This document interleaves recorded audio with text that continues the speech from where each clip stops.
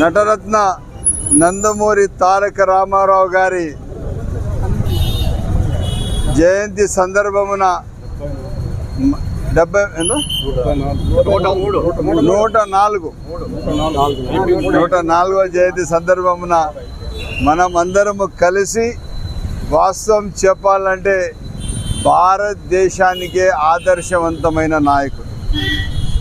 Party స్థాపించింది వ్యక్తిగత స్వలాభం కోసం కాదు, పార్టీ తీసుకొని వచ్చింది సొంత అజెండా కోసం కాదు. పార్టీ తీసుకొని వచ్చింది బడుగు బలహీన వర్గాల కోసం.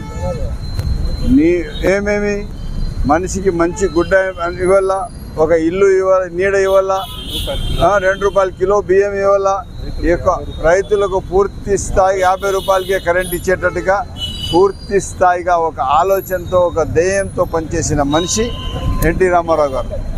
ఆయన మన అందరికీ ఆదర్శం.